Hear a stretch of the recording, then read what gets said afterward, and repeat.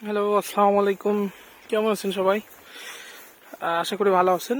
আজকের ভিডিওতে আমি আপনাদেরকে আমাদের জানেন সবাই যে আমাদের ফিনল্যান্ডের ভিএফএস নাই বাংলাদেশে। সো আমাদেরকে দিল্লিতে গিয়ে ফেস করতে হয় ভিএফএস। তো আমি আমার এই ভিডিওতে চেষ্টা করব ভিএফএস যে বাংলাদেশি স্টুডেন্টদের জন্য কি একটা দুর্বিষহ জিনিস সেটা তুলে ধরার। মানে আমি আমার নিজের কিছু ব্যক্তিগত ভুলের কারণে কি সমস্যার সম্মুখীন হয়েছিলাম এবং অল ওভার ভিএফএস জার্নিটা নিয়ে আজকে এই ভিডিওটিতে বলার চেষ্টা করব ইনশাল্লাহ। আশা করি ভিডিওটা শেষ পর্যন্ত দেখবেন এবং আপনাদের কিছুটা হলেও উপকার হবে। ভিএফএস সম্পর্কে কিছু তথ্য উপাত্ত শেয়ার করব আমি ইনশাল্লাহ। তো অফার লেটার পাওয়ার পরপরই ফার্স্ট অ্যান্ড ফরমোস্ট যে কাজটা থাকে সেটা হচ্ছে আপনার ভিএফএস থেকে অ্যাপয়েন্টমেন্ট নেওয়া। সো আমি যখন অফার লেটার পাই তার পরপরই ঈদ শুরু হয়। তো ঈদের জন্য আমি একটু কিছুদিন লেট করছিলাম, আমার উচিত ছিল সাথে সাথে অ্যাপয়েন্টমেন্ট নেওয়ার। তো লেট করার দরুন আমি 29শে এপ্রিল মনে হয় অ্যাপয়েন্টমেন্টের জন্য অ্যাপ্লিকেশন করি। ইন্ডিয়ান টাকা তখন 5,770 টাকা লাগতো। তো প্রথমবার যখন অ্যাপ্লিকেশন করি তখন কোনো ছিল না, আপনার অ্যাভেলেবেল স্লট ছিল না, ডেট টাইম ছিল না। তো আমাকে যেটা বলে ওয়েট করতে বলে, সবাইকেই বলে। তো ওয়েট করতে থাকি, ওয়েট করতে করতে আপনার অলমোস্ট 1 মাস পরে আমার ডেট আসে এবং আমি ডেট নিতে পারি হচ্ছে আপনার 21শে আগস্ট। আমার ভার্সিটিতে আসার দরকার হচ্ছে সেপ্টেম্বরের 7 তারিখের ভেতরে, সেইখানে আমার ডেট পাইলাম আমি 21শে আগস্ট। তার মানে এটা কোয়াইট ইম্পসিবল ব্যাপার হয়ে গেছিল আমার জন্য ভার্সিটি ধরার। সো ডেট পেয়ে গেছি, তখন তো দেরিতে হোক আর আগে হোক ডেট তো পেয়ে গেছি। তখন অপেক্ষা করতে রাখলাম। এখন প্রায় 1 মাস ডেট নেওয়ার পরে, অপেক্ষা করার পরে তখন আমি জানতে পারলাম যে ম্যানুয়ালি ডেট নেওয়া যায়। সো তখনও এত পরিমাণ চাপ ডেট নেওয়ার, তখন আমি দ্বিধাদ্বন্দ্বে পড়ে গেছি যে আমি কি এটা ক্যান্সেল করে আবার নতুন করে ডেট নিব কি নিব না, একটা রিস্ক নিব কি নিব না। এরকম করতে করতেও আরও 3-4 দিন পার করলাম। পরে এক ভাই, সে এমন একটা রিস্ক নিয়ে ক্যান্সেল করে আবার ডেট নিল এবং সে ডেট পাইলো হচ্ছে 1 জুলাই। তো এইটা দেখে একটা ভরসা পাইলাম। সো প্রথম পেমেন্টটা আমি করছিলাম একটা অস্ট্রেলিয়ান কার্ড দিয়ে। সো আপনার প্রথম পেমেন্টের পেমেন্ট করে অ্যাপ্লিকেশনটা আমি আবার ক্যান্সেল করে দিলাম। ক্যান্সেল করার পরপরই আমি রিফান্ড পেয়ে গেছিলাম কয়েকদিনের ভেতরেই। দ্বিতীয়বার আবার নতুন করে অ্যাপ্লিকেশন করব। তো অ্যাপ্লিকেশন করব, এখন আমার 3টা জিমেইল। প্রথমবার অ্যাপ্লিকেশন করতে গিয়েই আমি 2টাতে ব্লক খাইছি আর একটা দিয়ে করতে পারছিলাম। সো আবার আমার নতুন করে একটা মেইল খোলা লাগবে। তো ভাবলাম যে হচ্ছে জিমেইল তো আছে, ইয়াহু খুলি। ইয়াহু খুললাম। ইয়াহু খুলে যে ধরাটা খাইলাম সেটা হচ্ছে ডেট, মানে ওয়েট লিস্টেড হইলাম। হওয়ার 2 দিনের মাথায় আমার ইয়াহু মেইল ডিঅ্যাক্টিভেটেড হয়ে গেল। আমি ইয়াহুতে রিচ আউট করলাম, তারা বললো যে হচ্ছে দেখতেছি কি করা যায়। একদিন পরে তারা রিপ্লাই দিল যে তারা নাকি আমাদের বাংলাদেশে এই রিজিয়নে নাকি নতুন করে আর ইয়াহু মেইল দিবে না। সো আমার ইয়াহু মেইল গেছে গা। সো আমি আবার ভিএফএসে ফোন টোন দিলাম যে এটার কোনো উপায় কি। ওরা বললো যে কোনো উপায় নাই, আপনাকে ক্যান্সেল করে আবার নতুন করে অ্যাপ্লাই করতে হবে। তাহলে আমি দ্বিতীয়বারের মতন অ্যাপ্লাই করে ধরা খাইলাম। তৃতীয়বারের মতন আমি আবার অ্যাপ্লাই করব, নতুন করে আবার জিমেইল খুলছি। এইবার জিমেইলই খুলছি, খোলার পরে আবার অ্যাপ্লাই করছি, আবার ওয়েট লিস্টেড হলাম। আবার কিছুদিন আমাকে অপেক্ষা করা লাগবে। আমি ম্যানুয়াল ফোন দিয়ে দিয়ে ওদেরকে বিরক্ত করতে লাগলাম যে আমার ম্যানুয়ালি ডেট দিতে হবে। প্রথমে তো স্ট্রিক্টলি বলে দিল সম্ভব না, অনেক কিছুই বলছে, কিন্তু আমি আর কি শুনি নাই, নাসর বান্দা। পরে আমি ডেট পাইলাম হচ্ছে 1 আগস্ট। তাহলে আমি কিন্তু পেমেন্ট করলাম একটা ডেটের জন্য 3বার। এইখানেই পেমেন্ট করা শেষ না, কাহিনী আরও আছে, বলতেছি।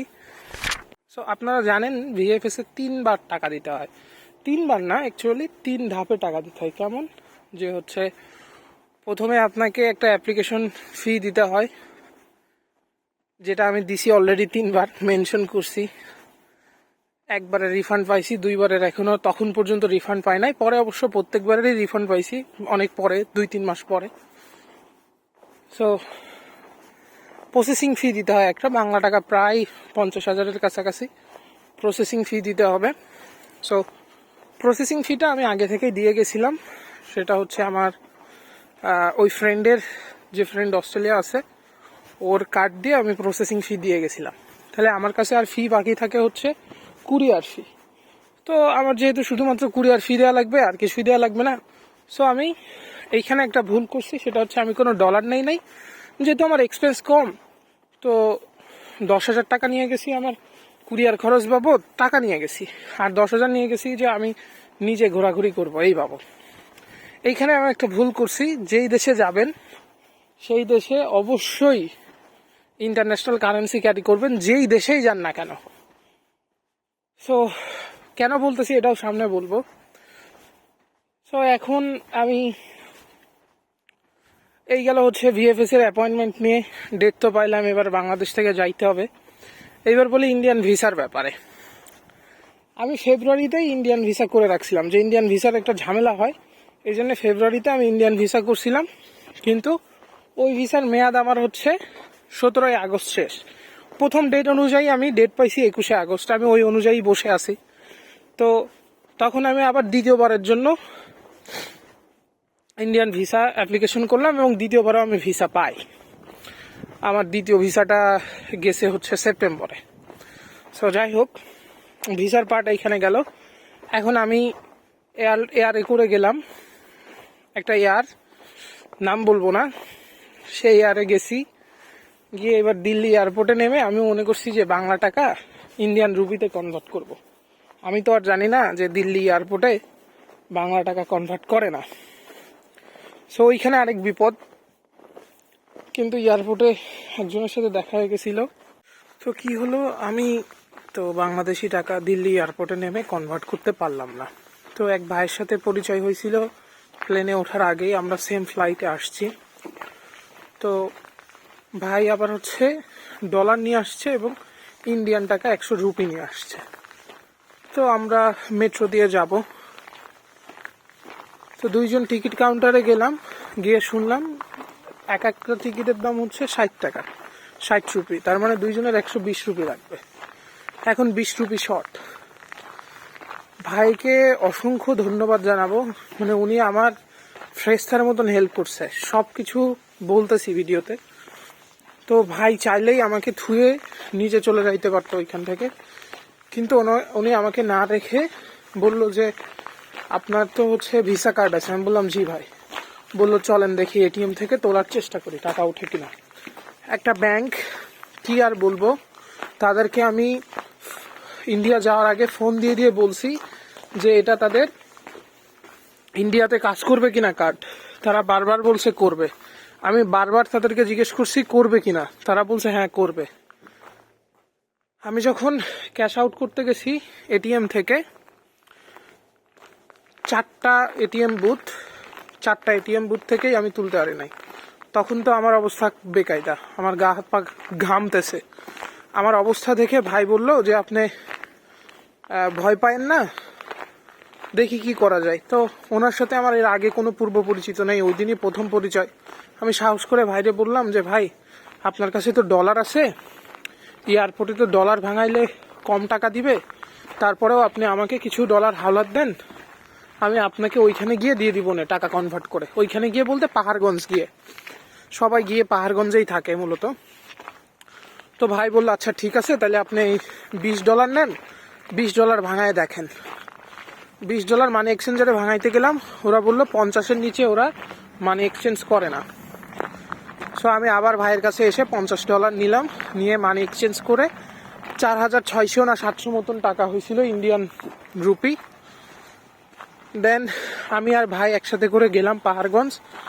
যাওয়ার পরে ওইখানে ভাই আর আমি একসাথে মিলে একটা এসি রুম নিলাম। আব্বু বারবার নিষেধ করছে কারোর সাথে শেয়ারে না যাইতে, কিন্তু আব্বু তো আর জানে না আমার সাথে এত কাহিনী হয়ে গেছে। সো যে মানুষটা আমার বিপদের সময় টাকা হাওলাত দিছে, তার সাথে থাকতে তো, রুম শেয়ার করে থাকতে তো সমস্যা নেই।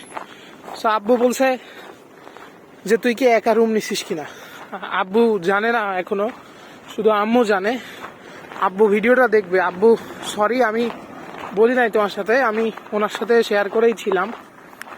সো ভাইয়ের সাথে শেয়ার করে থাকলাম। এখন আমরা যখন গেছি, কাহিনী এখানে শেষ না। আমরা যখন গেছি তখন সন্ধ্যা নেমে গেছে। হোটেলে যখন উঠছি তখন সন্ধ্যা নেমে গেছে, হালকা হালকা গুড়ি গুড়ি বৃষ্টি পড়তেছে। সো উনি নিয়ে গেছে ডলার, আমি নিয়ে গেছি টাকা। আজকে গেছি, কালকে আগামীকালকে হচ্ছে আমাদের ভিএফএস। সো আমাদের তো টাকা ভাঙাইতে হবে। তো পাহাড়গঞ্জে অল্প অল্প বৃষ্টি হইতেছে। এখন আমরা হাফ পথ গেলাম, হাফ পথ গিয়েই মুষল ধরে বৃষ্টি, মানে সে বৃষ্টির কোনো মা বাপ নাই। 1 ঘন্টার উপরে বৃষ্টি হইল, একদম 1 হাঁটু পানি জমে গেল। এখন কি করব, ওই ভেতরেই ভিজতে ভিজতে আমরা গেলাম মানি এক্সচেঞ্জ করতে। ওদের 8টার সময় আবার মানি এক্সচেঞ্জ বন্ধ হয়ে যায়। সো ভাই কিছু এক্সচেঞ্জ করলো অল্প পরিমাণে, কারণ রেট অনেক কম দিতেছিল। আমিও বাংলাদেশি টাকা 10,000 এক্সচেঞ্জ করলাম, কারণ রেট অনেক কম দিতেছিল। তো রেট কম দিচ্ছে, এই জন্য আমি কম করে ভাঙাইছি, কারণ আমার তো আর টাকার বেশি দরকারও নাই। আমার তো শুধু কুরিয়ার ফি দিতে হবে, কারণ আমি তো জানি আমার শুধু কুরিয়ার ফি দিতে হবে। কিন্তু কাহিনী এইখানেই শেষ না। আমি টাকা কনভার্ট করে ভাইরে টাকা দিয়ে দিলাম, দিয়ে পরের দিন ভিএফএসে গেছি। ভিএফএসে গিয়ে আমার কিন্তু টাকা পয়সা সব পে করা, শুধুমাত্র কুরিয়ার ফি দিলেই হয়। তখন আমাকে বলতেছে, আমাকে আবার ওই যে 6,730 রুপি আপনার অ্যাপ্লিকেশন ফি ভিএফএস, ওটা আবার দিতে হবে। আমি বললাম কেন, আমি তো দিছি। ওরা বললো না, যেহেতু আপনি ম্যানুয়ালি করছেন আপনাকে আবার দিতে হবে। কিন্তু ওই টাকা তো আমি ভাই কনভার্ট করি নাই, আমার কাছে বাংলা টাকা আছে। ওইখানে আরেক বিপদ, পরে যখন ইন্টারভিউ বোর্ড থেকে বের হয়ে ওইসব কথা শুনে বের হইলাম, তখন তো আমার অবস্থা বেগতিক। টুটুল ভাই আবার আমার মুখের দিকে তাকায় বলছে কি হয়েছে। সো আমি বললাম যে ভাই এরকম কাহিনী তো হয়ে গেছে, আবার তো টাকা লাগবে। উনি বললো আচ্ছা ঠিক আছে, আমার কাছে কিছু এক্সট্রা আছে, আমি আপনাকে দিতেছি, আপনি আবার ওইগুলা ভাঙায় আমাকে দিয়ে দিয়েন। ভাই ওইখানে আবার আমাকে সেভ করলো। আচ্ছা সবকিছু দিয়ে ভিএফএস টিএফএস ডান, বাসায় আসলাম। এসে আমার কাছে আর কোনো টাকা পয়সা নেই। আমি যে একটু বের হব, একটা জায়গায় ঘুরবো, আমি দিল্লিতে পুরাটাই রুমের ভেতরে কাটাইছি। তো গেল, পরের দিন চলে আসবো রাত্রেবেলা। ভাইকে বলতেছি ভাই আপনার, আমার তো সেম এয়ারলাইন্স, আপনার কত নম্বর টার্মিনাল দিয়ে যাইতে হবে? ভাই বলে 3 নম্বর টার্মিনাল। আমি বলি ভাই সেম এয়ারলাইন্স, আপনার বলে 3 নম্বর, আমার বলে 2 নম্বর, বুঝলাম না তো। আমি ওদেরকে মেইল দিলাম, এয়ারলাইন্সের হেল্প যে মেইল আছে ওইখানে মেইল দিলাম। আমি অন্তত 8টা মেইল করছি ওদেরকে, ওরা 8 বারই বলছে 2 নম্বর টার্মিনাল। সো আমি একটা থার্ড পার্টির মাধ্যমে করছিলাম। আমি এইবার ওই থার্ড পার্টিকেও মেসেজ করা দেওয়া শুরু করলাম। ওরাও বললো যে 2 নম্বর টার্মিনাল। আমি পরের দিন সচরাচর 3 ঘন্টা আগে যাইতে হয়, আমার তো কোনো কাজ নাই। আমি 5 ঘন্টা আগে গিয়ে বসে আছি। আমি 2 ঘন্টা 2 নম্বর টার্মিনালেই বসে আছি। এখন আমি যখন বসে আছি তখন দেখি বোর্ডে কোনো ইন্টারন্যাশনাল ফ্লাইটের দেখাইতেছে না। ওদের যে ডোমেস্টিক লাইন, কলকাতার কথা বলতেছে, গোয়ার কথা বলতেছে, কিন্তু ইয়ার কথা বলতেছে না, বাংলাদেশ বা অন্য কোনো ইন্টারন্যাশনাল নাই। তো আমার সন্দেহ হইলো। তো তখন আমি আবার মেইল করছি ওই এয়ারলাইন্সের হেল্প ডেস্ক। ওরা বলে যে হচ্ছে 2 নম্বর। পরে আমি যখন আবার দ্বিতীয়বার করছি, ওরা রেগে গিয়ে আমাকে একটা মেইল করছে যে হচ্ছে আপনি যদি আমাদের কথা বিশ্বাস না করেন, এটা হচ্ছে আমাদের হেল্প ডেস্কের নাম্বার, আপনি ফোন দেন। আমি ওইখান থেকে ফোন দিছি। ফোন দেওয়ার সাথে সাথে ফোন ধরছে, আমার ফোন পিক আপ করছে। ফোন পিক আপ করলে আমাকে বলছে যে হচ্ছে, আমি জিজ্ঞেস করছি যে কত নম্বর টার্মিনালে আসবো, উনি বলে যে 3 নাম্বার।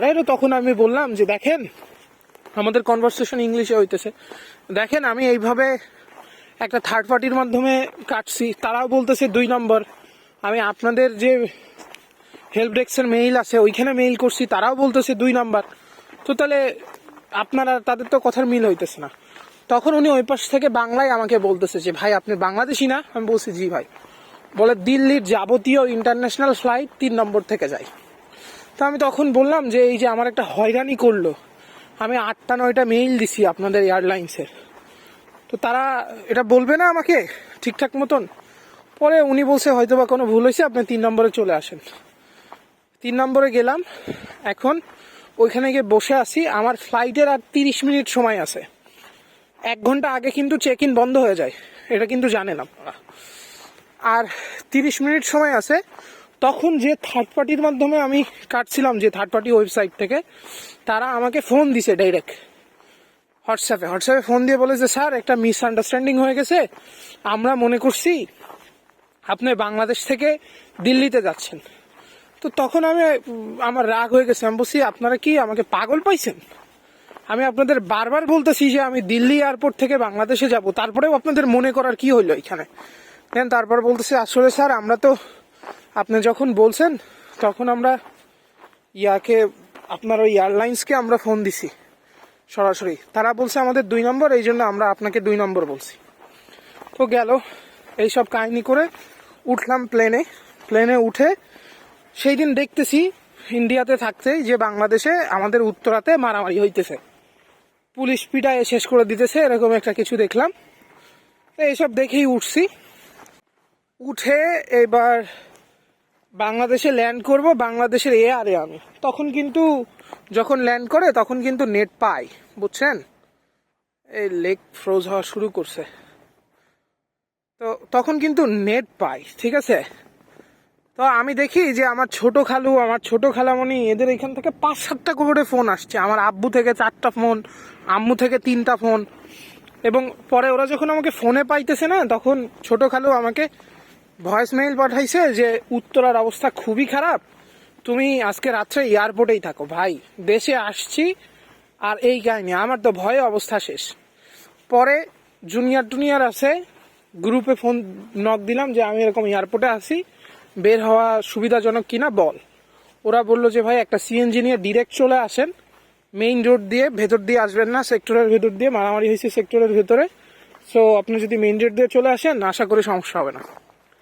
আমি চলে আসলাম, কোনো সমস্যা হয় নাই। ভাই এই ছিল আমার পুরা ভিএফএস ফেস করা থেকে, মানে অ্যাপ্লিকেশন করা থেকে ফেস করা থেকে চলে আসা। ভাই এটা একটা সিরিজ অফ আনফরচুনেট ইভেন্টস করা যাবে এটার উপরে, আর কি বলবো। দেন তারপরে তো ভিএফএস হয়ে গেল। তো আজকের ভিডিওতে আমি আপনাদেরকে আমার এই যে ভিএফএস এর সম্পূর্ণ প্রসিডিউরটা বললাম। আরেকটা ভিডিওতে আমার স্পন্সরশিপের যে কাগজপত্র লাগছে এবং আমার ভিএফএস এর ইন্টারভিউতে কি কি জিজ্ঞেস করছে এটা নিয়ে বলবো। আশা করি এই ভিডিওটা আপনারা উপভোগ করছেন এবং পরবর্তী ভিডিওতেও আপনাদের সাথে পাবো। আর ভিডিওটা যদি ভালো লেগে থাকে তাহলে লাইক দিয়েন, আর প্লিজ সাবস্ক্রাইব মাই চ্যানেল। এরকম ইনফরমেটিভ ভিডিও আপনারা আরও ভবিষ্যতে পাবেন আশা করি। ততক্ষণ পর্যন্ত আল্লাহ হাফেজ, টেক কেয়ার, বাই বাই।